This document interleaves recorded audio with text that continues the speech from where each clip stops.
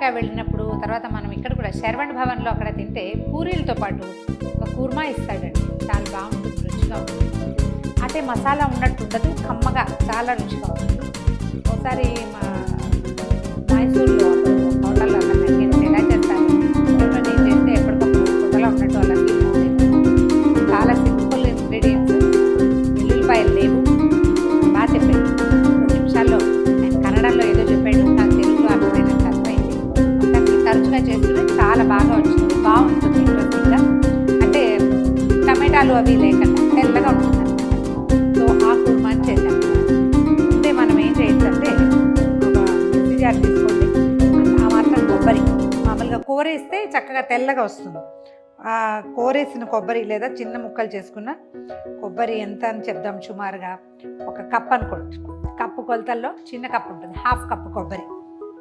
తర్వాత ఇందులోకి ఒక 2 స్పూన్ల పుట్నాల పప్పు, తర్వాత ఒక 8 నుంచి 10 దాకా జీడిపప్పులు,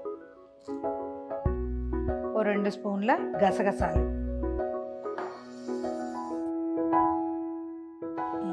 కొంచెం దాల్చిన చెక్క ఓ ఇంచి వేస్తే సరిపోతుంది, ఓ 2 ఏలక్కాయలు. దీన్ని గ్రైండ్ చేసేద్దాం ముందు. ఇందాకటి పదార్థాల్లో కొంచెం 4 పచ్చిమిరపకాయలు కూడా వేసానంటే అదే కారం, ఇందులో మనం ఎర్ర కారం వేయము, పచ్చిమిర్చి వేసి గ్రైండ్ చేశాను. చూడండి, ఒక 1/2 కప్పు నీళ్ళు పోసి ఇలా తెల్లగా చేసి పక్కన పెట్టుకుందాం. ఇప్పుడు ఒక మూకుడు పెడదాము. సరిపడా నూనె అండి, దీనికి చాలా నూనె అక్కర్లేదండి, ఓ 2 స్పూన్లు నూనె వేస్తే చాలు. నూనె కాగాక ఒక 1/2 టీ స్పూను జీలకర్ర వేద్దాము. తర్వాత తేజ్ పత్తా ఉంటుంది కదా, బిర్యానీ ఆకు అంటాము, ఈ పత్తా వేసేయండి. ఈ వాసన ఈ కుర్మాకి మంచి రుచినిస్తుంది. వేసేద్దాం, ఆకులు కూడా వేగనివ్వాలి.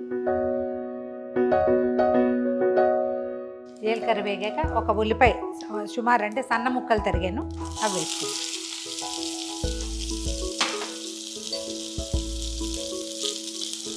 స్టవ్ కొంచెం సిమ్లో పెట్టి ముక్కలు కాస్త నూనెలో మగ్గనివ్వండి.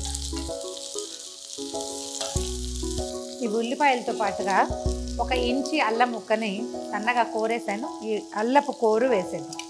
ముక్కలు వేసుకుంటే మధ్య మధ్యలో వస్తాయండి, అందరూ లైక్ చేయకపోవచ్చు. కోరేస్తే సరిపోతుంది, మన స్క్రేపర్ ఉంటుంది కదా, దాంతో స్క్రేప్ చేస్తే చాలు. అల్లం వెల్లుల్లి మీ చాయిస్ అండి, బట్ నా చాయిస్ కాదు. ఒట్టి అల్లం ఒకసారి వేసి చూడండి, బాగుంటుంది. ఉల్లిపాయ ముక్కలు వేగిపోయాక ఒక రెప్ప కరివేపాకు, ఇది ఏంటంటే వాసన బాగుంటుందని వేస్తున్నాను. కరివేపాకు వేసేసి ఒక పెద్ద ఆలు ముక్కలు, మామూలు మన వేపుడు ముక్కలు చేసుకుంటాం కదా అట్లా తరిగేసుకోవచ్చు. తర్వాత ఒక పెద్ద క్యారెట్ ముక్కలు, ఒక 10-12 బీన్స్ కూడా. అయితే ఇది బఠానీలు కనుక ఉంటే వేసుకోండి, మా దగ్గర లేవు, నేను అందుకని వేయట్లేదు. గ్రీన్ పీస్ సీజన్లో అయితే చాలా బాగుంటుంది. ఈ మసాలా వాసన పట్టేదాకా 2 నిమిషాలు వేయించి ఒక 1/2 గ్లాస్ నీళ్ళు పోసేయండి ఇందులో. అంటే ఈ ముక్కలు ఉడకాలి కదా, దానికోసం ఒక గట్టి మూత పెట్టేసేయండి. ఒక 5 నుంచి 8 నిమిషాల పాటు మీడియం ఫ్లేమ్లో ఈ ముక్కల్ని నీటిలో బాగా ఉడకనివ్వండి.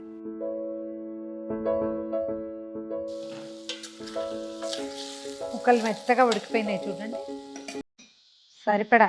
ఇది 5 నిమిషాలు 6 నిమిషాలు ఏదో లెక్కకు చెప్తాం, కానీ మన స్టవ్, మన గిన్నె, మనం పోసిన నీళ్ళు వీటి మీద డిపెండ్ అయి ఉంటుంది. ముక్కలు మగ్గాలి పూర్తిగా. సరిపడా ఉప్పు వేసేసేయండి.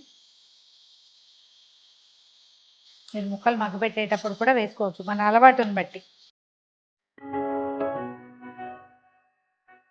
మనం గ్రైండ్ చేసి పెట్టుకున్నాం కదా ఇందాక, కొబ్బరి జీడిపప్పు మిశ్రమాన్ని ఇందులో వేసేద్దాం.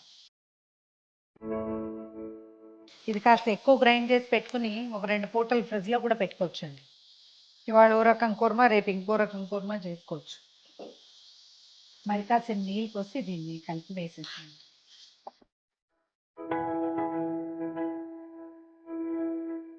నాకు కావాల్సిన కన్సిస్టెన్సీకి దీన్ని సరి చేసుకోవాలన్నమాట.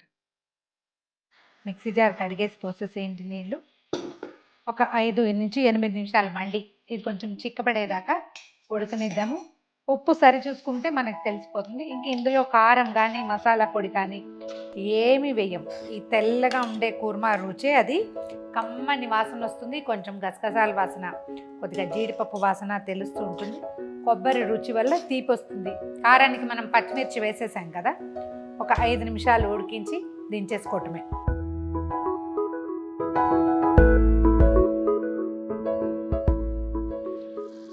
మంచి వాసన వస్తుందండి, కొబ్బరి జీడిపప్పుల వాసన. మధ్యలో ఒక్కొక్కసారి మూత తీసి కదుపుతుంటే అడుగు మాడిపోకుండా ఉంటుంది. స్టవ్ ఆపేస్తున్నాను. చూడండి ఎంత తెల్లగా, ఎంత బాగుందో. కొబ్బరి కూడా మనం గ్రైండ్ చేసేటప్పుడు వెనకాల ఉన్న బ్రౌన్ కలర్ తీసేస్తే ఇలా చక్క తెల్లగా వస్తుంది. చూడడానికి బాగుంటుంది, తినడానికి కమ్మగా ఉంటుంది. పూరీలోకి, చపాతీల్లోకి, తర్వాత ఏమో ఏదైనా ఎర్రగా ఉండే బిర్యానీల్లో కూడా చాలా బాగుంటుంది. ఫ్రెష్ కొత్తిమీరతోటి దీన్ని కొద్దిగా గార్నిష్ చేయండి, లేదా తెల్లగానే బాగుంటుంది అనుకుంటే అలాగే ఉంచుకోండి. కొత్తిమీర ఎక్కిపోయినా పర్వాలేదు, వేడివేడి దాంట్లో వేస్తే కొత్తిమీర వాసన బాగుంటుంది. తీసేద్దాం. ఇంకా ఇది అడుగు పడుతుందండి ఖచ్చితంగా, ఎందుకంటే ఇందులో ఉన్న జీడిపప్పు, పుట్నాల పప్పు, కొబ్బరి వీటికి పట్టుకునే లక్షణం ఉంటుంది.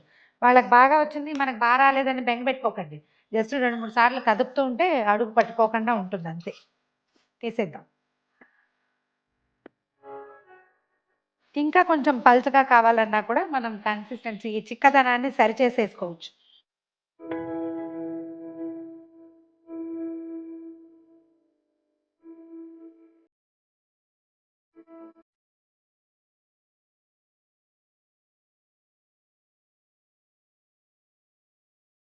కమ్మని వాసనలు వచ్చే తెల్లటి కుర్మా, వైట్ కుర్మా అనొచ్చు, శరవణ్ భవన్ కుర్మా అనండి.